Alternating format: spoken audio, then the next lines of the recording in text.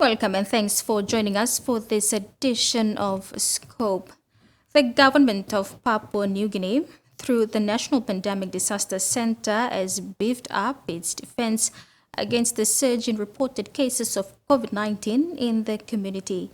It had approved for the newly invented vaccine, namely AstraZeneca, to be imported in order to protect frontline workers who are mostly health workers. However, there is a lot of hesitation from the general public regarding the vaccine, much of which is due to misinformation.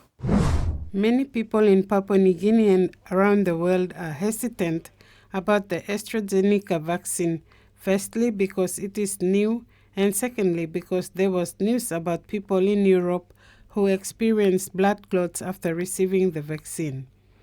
European and United Kingdom regulatory authorities have reviewed available data on reports of rare thromboembolic events in those who have been vaccinated in order to understand whether a causal link can be established with the AZ vaccine. They have concluded that the benefits of taking the AZ vaccine outweigh the known potential risks. If there is a link, the events are very rare and the risk is extremely low. Minister for Health TVWAN advised that to date, over 200 million doses of the AstraZeneca have been administered around the world. The risk of severe disease, death, or hospitalization as a result of COVID-19 infection is extremely serious. Vaccination is one of the key tools to preventing COVID-19 and to ending the pandemic. Serious side effects may occur from any vaccine, but they are extremely rare. It is important to remember that we are witnessing the largest mass vaccination campaign in history, and some reactions are to be expected, Wong said. The Catholic Professional Society are concerned about the issue, especially the types of tests and the vaccines being administered. They held a panel of discussion with medical doctors regarding this. Dr. Moses Laman, Deputy Director for Institute of Medical Research, explained the incidence of people in Europe who experience blood clots after getting vaccinated. That 1 in a million death is not yet being proven as a causally linked to the vaccine. And so many of the scientists around the world and those pharmacovigilance bodies that are monitoring the vaccine have not yet linked the vaccine as the causal cause of deaths in these people with blood clots. Not conclusively, but there is that it is the cause. Dr. Downey Esrom, who also participated, presented the statistics as follows. As of 16th April, there have been 9,515 confirmed COVID-19 reported cases in PNG, 84 reported deaths, 6,500 people who had been treated and have recovered, 2,873 were in isolation at that time. It's very critical. Don't play around with COVID, please. Some of us who had the experience of COVID. I was put on oxygen. As a doctor, once I put on oxygen, you start developing pneumonia in our days, I'm telling you about. I'm so thankful to God that He saved me. I'm in the front line. I expected it because that's my job. So please keep yourself safe. Through the COVAX facility, 588,000 doses of the AstraZeneca vaccine are made available to Papua New Guineans. In 2 weeks' time, PNG and COVAX facility is able to protect 20% of all required for protection. Professor John Vince from the School of Medicine urged those who are in the high-risk category to go forward and get vaccinated. He said, COVID-19 kills, and it is more likely for people to die from the disease than from the complications of the vaccine. You've got severe diabetes, you've got hypertension, or you've got chronic obstructive airways disease. And you're walking along an edge of a cliff, and you get COVID, sorry, you're tipped over. That's the analogy, that's a simple analogy. COVID will kill people by itself, but for those who've got underlying severe problems, it will tip you over the edge of the cliff, sorry. Religious belief influences a lot of decisions in choices people make. Cardinal Sir John Ribat volunteered to be vaccinated not only as one who is in the high-risk category, but also to encourage people to take the vaccine for their safety. Infections will come anywhere, anyhow. They will still come. We'll face them. Doesn't matter when you take vaccine, you will still take them. So what is it that we want to really face? Now, for me, is that the truth is, have a positive mind, a mindset. Because we have the negative mind in you, you will not be able to do anything. You'll be sitting there afraid and not moving to do anything at all. He had his fears and doubts too, but he is encouraged by the fact that he needs to care for his body, just like he cares for his soul. I had my heart condition. I am diabetic. And now what will happen to me? Will I die? But the thing is that the preparation is for both. For physical life to be okay. And also if you die. And you go to your Father. And that's the faith you have. So you don't have to be afraid of anything of this. Know that you will be here, this life will end. Yes, you will die somehow. But not to think that this thing will kill us, the virus will kill us. Nothing. WHO advises countries should continue to vaccinate with the AstraZeneca vaccine, which is said to have saved millions of lives and prevented serious illness. It is reported that as of 7th April 2021, 2.86 million people worldwide have died of COVID-19 and infections continue to rise. AstraZeneca vaccine has been shown to be highly effective in preventing the most severe forms of the COVID-19 and death caused by COVID-19. Thus, the benefits of taking the AstraZeneca vaccine outweigh the known potential risks. If there is a link, the events are very rare and the risk is extremely low. Former Prime Minister and member for Yalibu Pangia, Peter O'Neill, put Treasurer Ian Lingstaki on notice when Parliament returned for the 2021 session.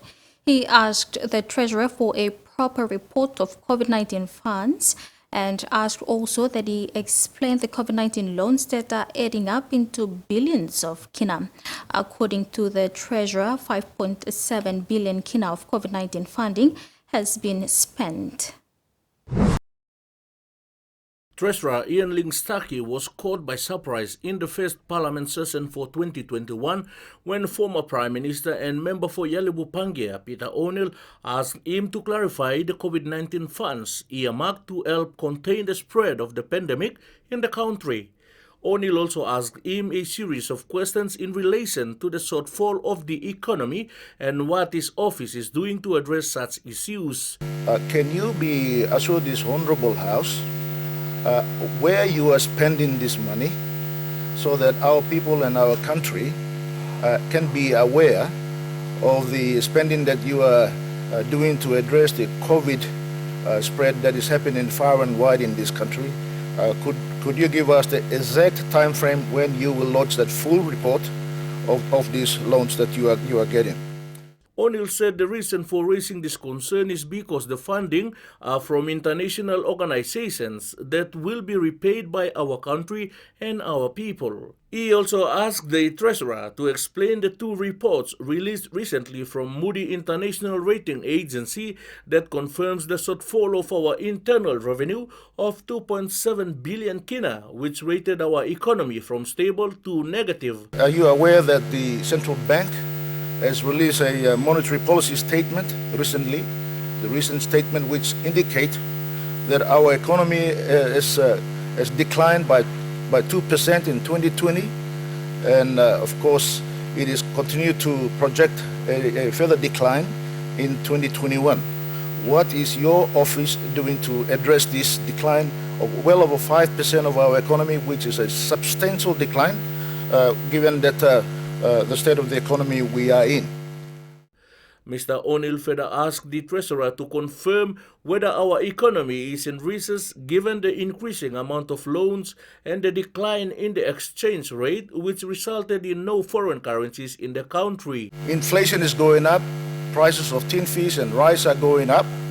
Mr. Speaker, investor confidence is down, and Mr. Speaker, unemployment is going up right throughout the country. What is your office doing to address these issues? The former Prime Minister said we are into the first quarter of 2021 and warrants are yet to be released by Treasury. He said no operational funding have been released to hospitals and government institutions across the country either to continue the service to citizens. O'Neill further asked Linkstaki to confirm or deny whether warrants are authorized by consultants in Canberra before it would be released by officials in Waigani. And is it true that warrants have been authorized by your consultant in Canberra before it has been released by our officials here in Waigani? Can you confirm or deny that? Mr. Speaker, we are in the first quarter, which is 4 months, is almost over. Our country needs to continue to provide services to our people. However, Treasurer Ian Linkstaki said he is yet to assess fully the Moody's ratings which was released recently about the country's economy rating and will respond later in writing. Mr. Linkstaki confirmed that 5.7 billion kina of COVID-19 funding has been spent exactly on what it was budgeted for by the government. The COVID funding that we had put aside to address both the health and economic sectors totals about 5.7 billion kina. If you recall, that was an economic stimulus package which we had announced last year. And the short answer to his question is that the money has gone where it is supposed to have gone. Apart from the individual instances of misuse that we hear reported in the media, Mr. Speaker, which I'm obviously not aware and cannot report on those. The Treasurer also brushed aside media reports that claimed there was misuse of COVID-19 funds. He clarified that of the 5.7 billion kina, a 2.5 billion kina COVID-19 bond was raised successfully last year despite a fragile economy. There are two wars on COVID-19, let's be clear about that, a health war and an economic war. Almost all of the 5.7 billion kina was on the economic war. That's why we called it an economic stimulus package, not a COVID-19 health package. So overall, the economic stimulus package performed quite well. Member for TVWAN, Dr. Kobe Bomareu, also raised similar concerns, asking the Treasurer for clarification on the COVID-19 funds. We are aware that with the COVID now, it's hitting us very hard with the economy. And what is there? Can the Minister explain to the House or tell the House, is there any new borrowing cost that he's doing for COVID-19 that is not hitting us? Despite COVID-19, from 9% of GDP when the global pandemic hit to 7.3% this year, down to a very low 2.1% by 2024. This framework sees rapid declines in this framework sees a turnaround in our debt to GDP ratio from 51.5% this year to 50.5% in 2025 and hopefully declining thereafter. When we come back, UNICEF working on water security for all initiative to address water vulnerabilities.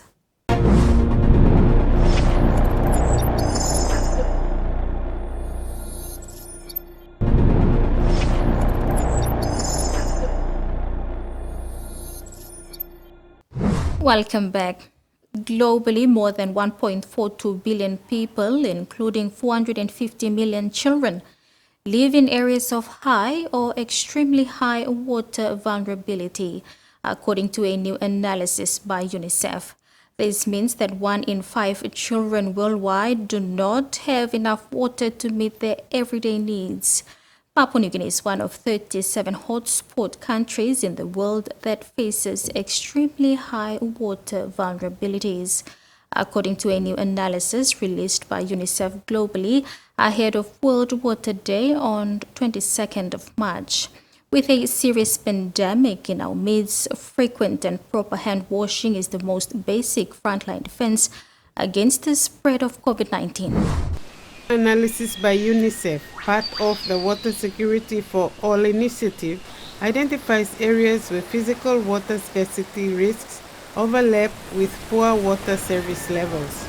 Water insecurity occurs based on the following: water scarcity, which is either physical or economic; water stress, which may manifest in conflict over water resources; extreme water vulnerability, which includes unimproved or limited water service; and water security, being able to safeguard sustainable access to adequate quantities of and acceptable quality water to sustain livelihoods. Water insecurity occurs when any or all of these needs cannot be met. Communities living in these areas depend on surface water, unimproved sources, or water which can take more than 30 minutes to collect.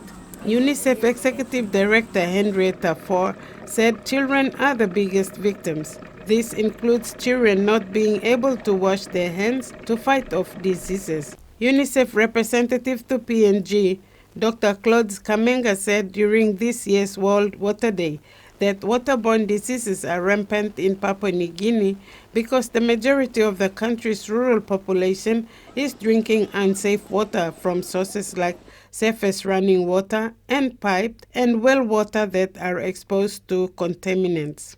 Dr. Kamenga emphasized that access to safe water must be a national concern because the outcomes of unsafe water and poor sanitation and hygiene that manifest in child illnesses and deaths have many other serious consequences connected to nutrition, health, education, poverty, and economic growth and development. Fore also says 1 in 5 children globally do not have enough water to meet their everyday needs. In PNG, development partners are supporting the government efforts to address the water crisis.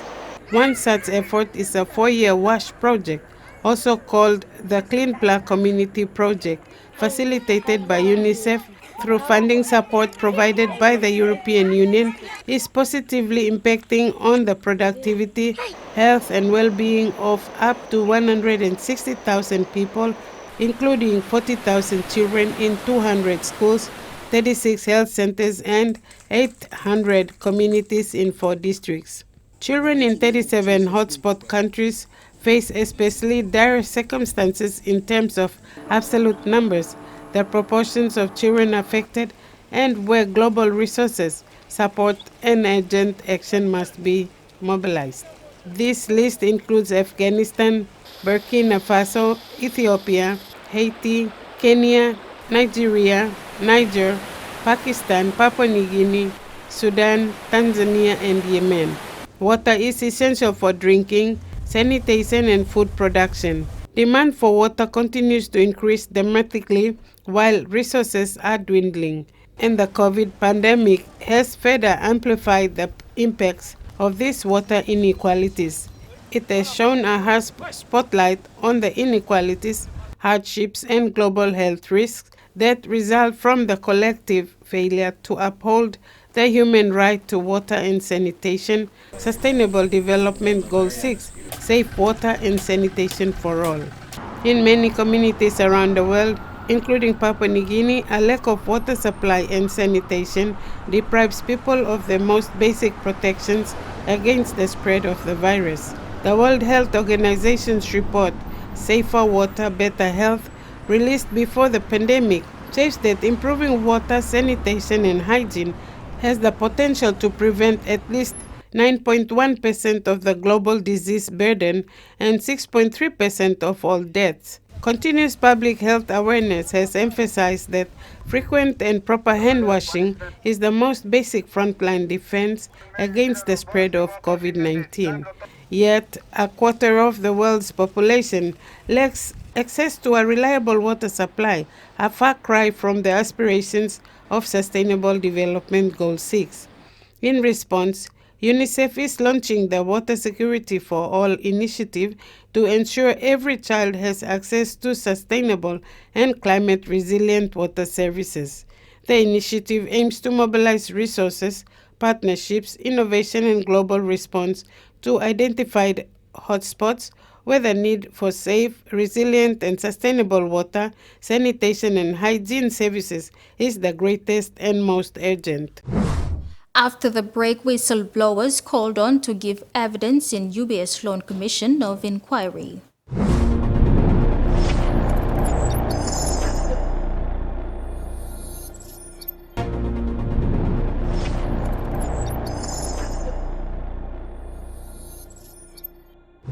Welcome back to Scope.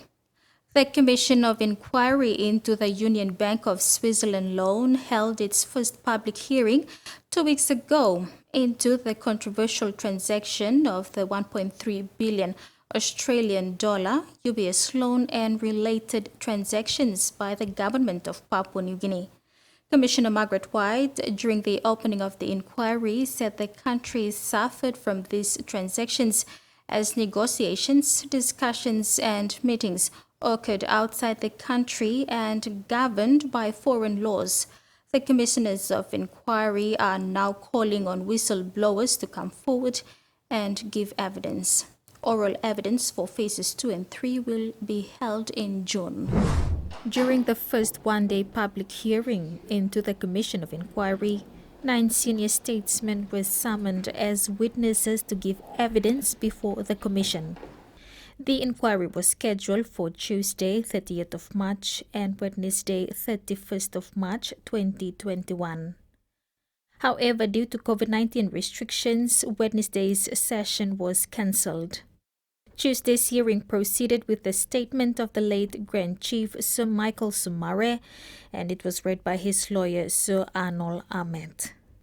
Other witnesses who failed to turn up include Sir Julius Chen, Chief Dr. John Momis, Sir John Caputin, Sir Rabina Maliu, Sir Charles Lepani, Dr. Clement Waine, Dr. Lawrence Sauce, and Dr. Solomon Awili. This is part 1 of 3 phases of the inquiry, which examines government's policies and involvement with the private business enterprises and to see how relevant it was for the government to obtain the UBS loan and buy shares from Oil Search.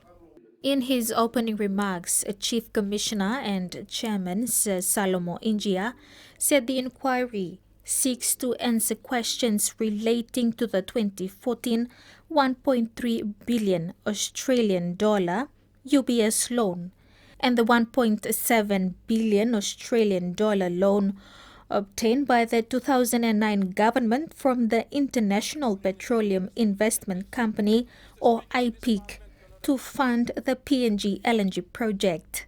The government obtained the loan to purchase shares in the PNG LNG project using the issuance of exchangeable bonds in respect of the state's 196.6 million shares in Oil Search to secure the loan. With regard to the UBS loan, the purpose of the loan was to purchase 149,390,244 shares, or a 10.01 stake in Oil Search, and to meet associated costs. Commissioner Margaret White said PNG suffered from those transactions. Agreements were performed outside the country and governed by foreign laws. Discussions, meetings and negotiations leading to the concluded loan agreements and the funds which facilitated Papua New Guinea's participation in the PNG LNG gas project at the 2009 loan and the purchase of shares in the company Oil Search in 2014 all occurred outside Papua New Guinea. Counsel assisting the inquiry, Dr. James Renwick, explained that in the last decade, the PNG LNG project, operated by ExxonMobil, has been a significant development in the country, and the state is one of the investors in the project through its corporate entities. Kumul Petroleum holds a 16.8% equity interest in the PNG LNG project, the third largest investor. In 2009, under Somare's term as the Prime Minister, his government pledged a 14.7% stake in Oil Search to raise 1.7 billion Australian dollar. However, the Oil Search shares were not worth 1.7 billion Australian dollar, and so they were pledged against their future projected value in a deal with the International Petroleum Investment Company. It was initially proposed that IPEC agree that the state would have the rights to buy back the shares in 2014, provided that the state could then raise the money to do so. But eventually, the agreement was more one-sided than that, with IPEC having the option of keeping the shares. In 2013, under Peter O'Neill's prime ministership, the government decided to purchase a further stake in Oil Search. Dr. Randwick said that the inquiry will examine what happened next in great detail, especially on the 23rd of April 2014, when Peter O'Neill and the former Finance Secretary Diary Vele met with the then Oil Search CEO Peter Botten and former Kumul Petroleum Holdings Limited Chairman Gerea Aupi at a hotel in Port Moresby and agreed for the state to buy a portion of new shares in Oil Search. Dr. Randwick said the government decided to do this by taking out a loan worth 1.3 billion from UBS Australia to finance the purchase. This loan did not involve a public tender, nor did it obtain endorsement from Parliament. The legality of the loan endorsement by the National Executive Council is in question, and that key issues for the Commission include whether the Constitution and various laws were breached. That ends another episode of Scope, a kind reminder to apply simple measures to prevent the transmission of the coronavirus. Regularly wash your hands with soap and water, cough or sneeze into your elbow, and exercise social distancing. If you are feeling sick, please stay at home. You can also call the COVID-19 hotline number for more information or assistance.